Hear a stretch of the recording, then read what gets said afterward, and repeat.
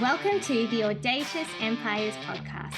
I'm your host, Leanne Woff, business integrator and founder of Audacious Empires. Each week, my crew and I will be exploring all things building and scaling an extraordinary business.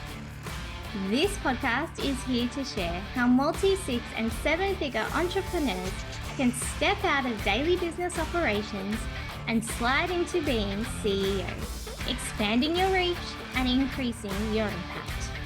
Learn how to build your team the right way, create smart systems, and get the support you need to keep growing.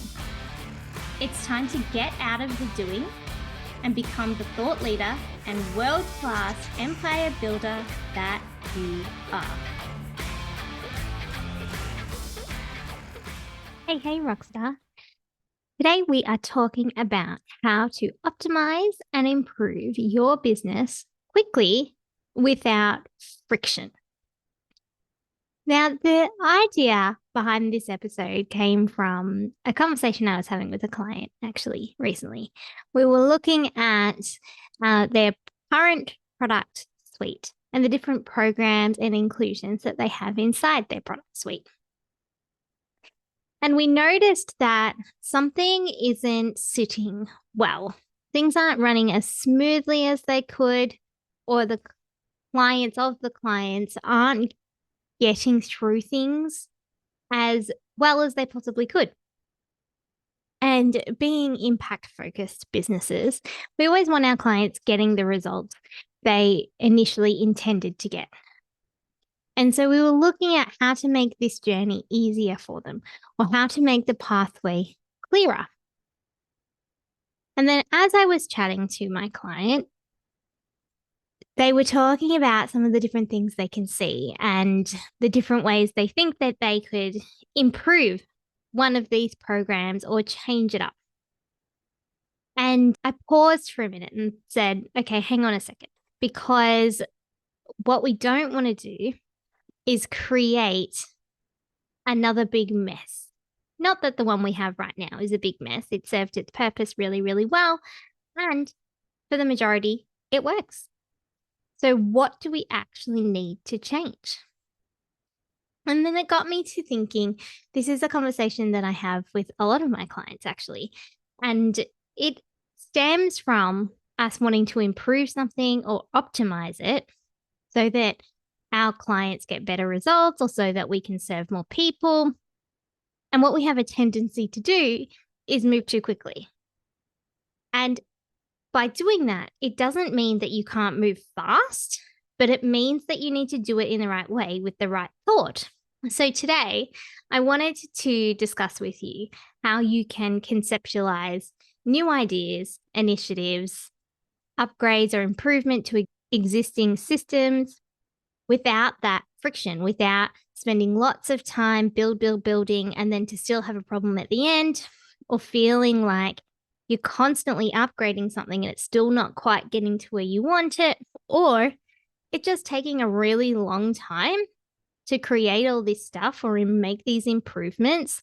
And you feel like you can never focus on the things that you really want to focus on because you're trying to do all of this ideation and then the build work that comes with it. I wanted to talk to you about 10 steps that you can go through to make this process a lot smoother so that you can optimize, improve the areas in your business that need it quickly, but without having all the hurdles and without that constant friction. How do we get things up and running the fastest without having issues around quality or trying to do too many things? The first thing that you want to consider is the purpose. So what are we doing and who does this impact? If we're looking at something that's already in existence, then we want to look at, okay, this exists because this is the purpose it serves. And the current people in it, let's say the current clients that are part of that program or use the tool or are impacted by this process in the business. Who are they? And why does this product process exist in the first place? So we have to get really clear on what it is we're trying to change and tamper with. And we never want to cannibalize the original purpose. So if something is there to solve a different problem, or something is there because it's something that our market really desires, we don't want to make changes to it that are going to jeopardize that. And so we need to be really clear on what it is, who it's for, the purpose, before we start tweaking things. And then we look at the people that are involved in there. So this could be your clients. This could be your team if you're upgrading a process or you're going to switch platforms. There's lots of different things you can change in a business. But it's the people. So the people involved, clients, team, otherwise. What do they need to believe? What have they experienced in their past? What is the transformation that they want? And what is that desired outcome? What are we trying to get to with this thing, process, or program? Then once we have that, we can start thinking about what to tweak. So once we've got our foundation, we've got our solid, chunky bits that we know, well, we don't want to stray too far away from these because this has been working well, or this still makes sense. I still need this solution in place. So your second step is to follow the golden rule of streamlined systems and operations. And that is concept and build for the majority, not the minority. Too often, we'll get a piece of feedback or we'll get an idea and we run away with it. We get one person out of the 1,000 people who have done this is saying, I would rather get more emails. So let's change the whole process so that we're sending more emails. Or one person wasn't able to get the desired result because they didn't have enough time. Let's extend the timeline out for everybody. We need to be careful on what we make changes and how we optimize based on the feedback we're receiving, because we want to make sure that we're serving the majority of our audience, that we're still meeting the purpose and the intention for the majority of the people, not just one. So it's a checkpoint. Always concept for the majority, not the minority. The third step is to brainstorm all of your options. Sometimes the best ideas and the best improvements come from getting everything else out of the way, clearing out all the cobwebs. So we want to get all of our ideas out of our head and put them onto paper or in a Google Doc or on a Miro board or in a voice note or in your project management tool, wherever you feel is a good place to put all of your thoughts and just be able to quickly go through, I could do this, I could do that. These are the different ways I could change it. These are the different avenues. And just let your brain spit out all of those initial thoughts. Get them out. Then the fourth step is to get focused. So in this step, we want to think about the majority of the people. So remembering, anchoring down into how do we make sure we're achieving our purpose or intent for the majority. And then we're going to use a simple split template. And yes, I just made that term up. I'm sure there is a fancier term, but what I'm talking about is all I want you to do is get a piece of paper or get a divider on a virtual piece of paper and put a line down the middle. That's all we want. Paper, line, so that we have two columns, one on the left and one on the right. In that first column, we want to put everything that we know from previous clients, from testing, from experience, or what we believe will most likely be the case. Then we want to take all of the items that apply to the majority of people who will participate or this change will impact. So we're looking at things in terms of a process. So when we're thinking about, okay, I've gotten all of my ideas out on how I can solve this problem, how I can improve this program, the changes I could make, and you should have a nice little list going on. We want to look at that list and we want to pull things out. And the things that we think, yeah, I think majority of my audience actually experiences this. We want to put them in our first column on the left. And it could be a process. This process works for majority of people. This structure works for majority of people. It could be in terms of the delivery method. This delivery method works for majority. They like to have video modules embedded as well as having written resources. It might be around interactions and communications. Yes, majority of my clients would prefer to get an email than a phone call, or they would prefer to have 2 email reminders before an event so they don't forget, not just one. The achievability or the likelihood that the people that do the work are impacted by the work will get the outcome. So if I know that my audience is full of doers, then I can give them a really direct list on, hey, this is what we're going to smash through.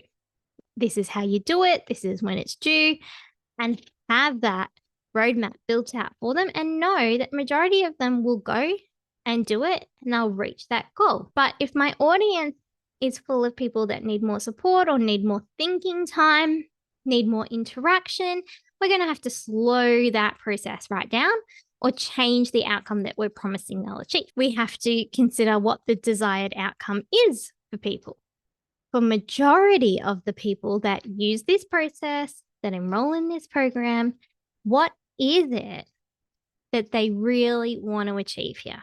What is their biggest desire? What is the outcome they're wanting? And what is the experience that they're seeking? Are they seeking a really involved team collaborative approach in how we plan our marketing content? Are they wanting to be able to progress through a program on their own without having to check back in all the time? They just want to be able to tick away in their own time, learn what they need, and be able to move forward with their skills. So what kind of experience are they looking at? Everything that works for the majority goes in that first column. Then number 5, step 5, we're going to refine. So we're going to still just look at our first column. We've parked our second column for now. We're looking at our first one with the things that happen for the majority. And we're going to start to form a structured outcome of what we want to create. So based on whatever our idea is, whether we're improving a program, adding a program, creating a whole new offer, whether we're updating the way we deliver something, the way we communicate with our clients, whatever it is you're working on. Looking at that first column and everything that you've put down that impacts the majority, we want to look at that and then start to rein it in. Based on all of the things that are in here, this is what makes sense to me to achieve the improvement that I want. I'm going to change the process this way, or I'm going to start adding a step for this program here. This is how, based on the data that I've now got, I think we can optimize things. And so start looking at that as your basis of information. And then you should start seeing a really solid draft of how you can fix your problem, how you can improve things, how you can innovate, because we're already a few layers down into the thinking process.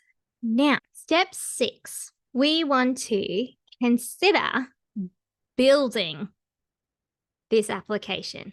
So we want to look at, if I go with the couple of different approaches that I might have in step 5, I've refined it down, I've got a structure.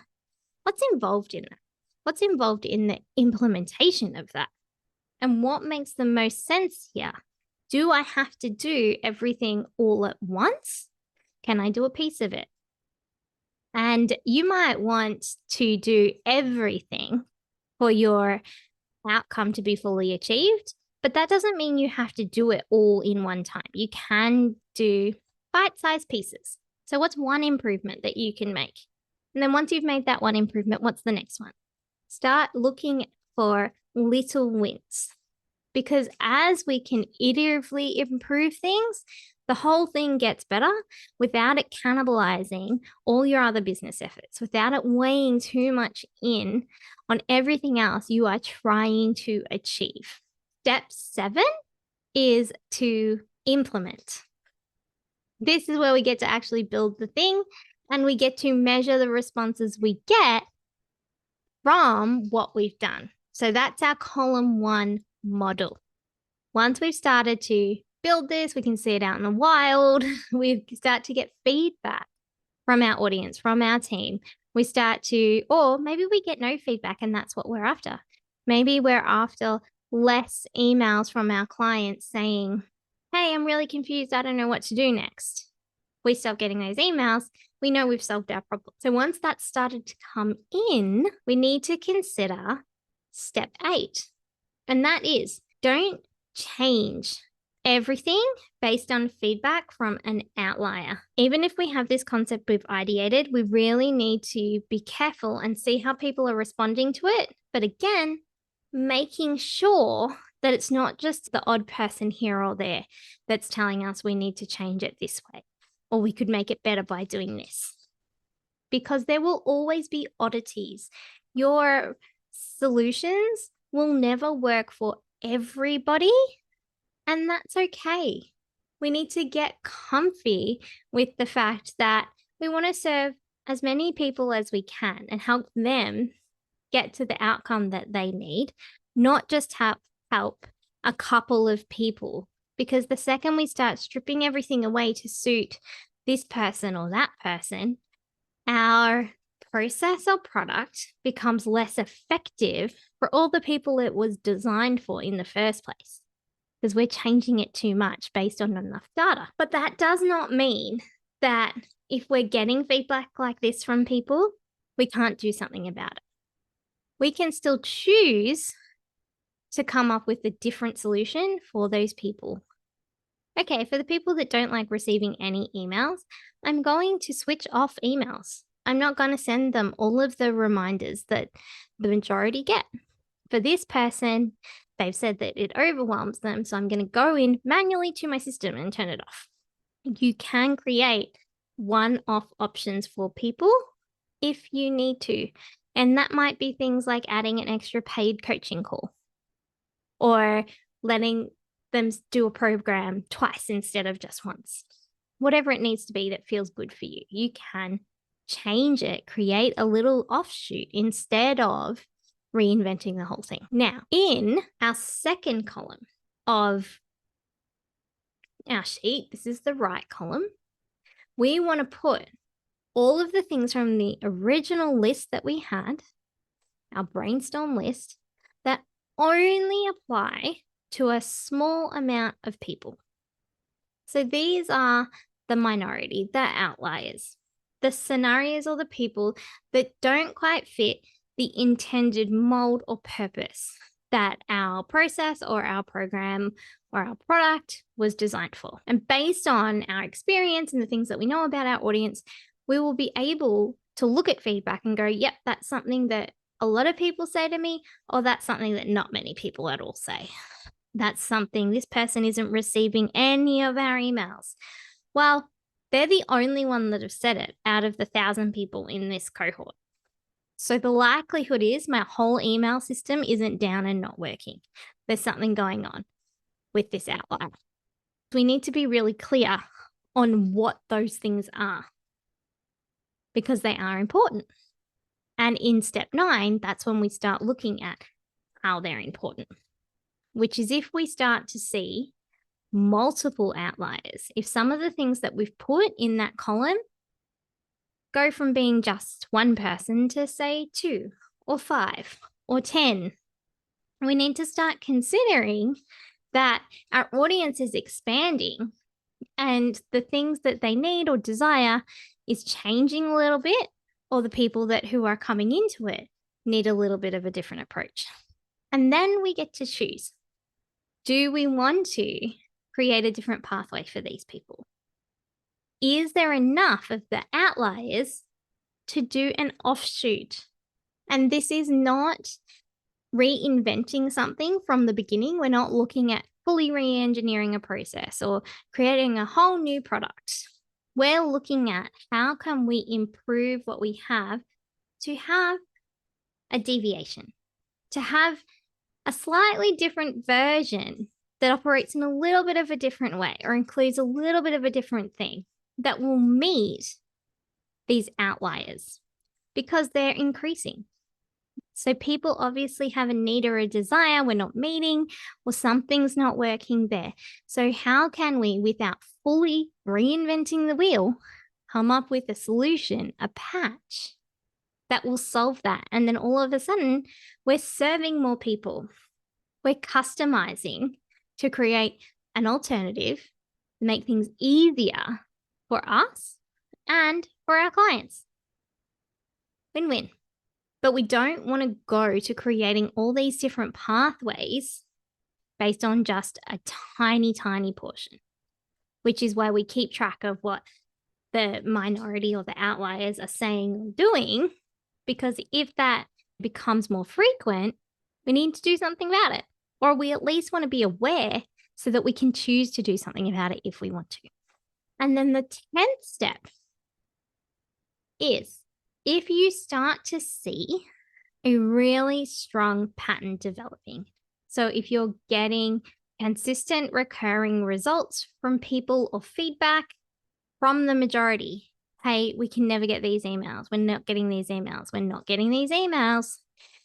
We're not coming to any of the calls because they're at the wrong times.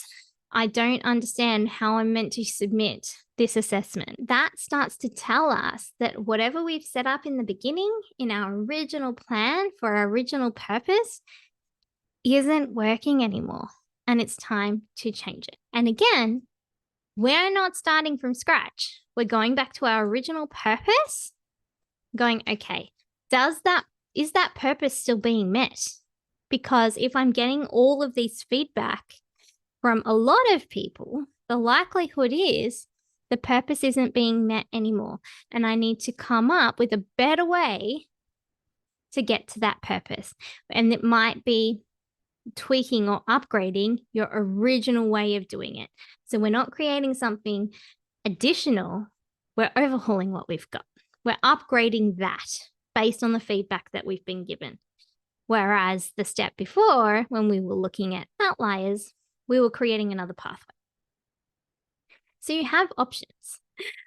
If you take away one thing from this episode, what I want you to remember is, if you want to optimize and improve your business quickly, without lots of hurdles, and without lots of friction, you need to take an iterative approach. You want to do things in bite-sized pieces, and you will have really great results.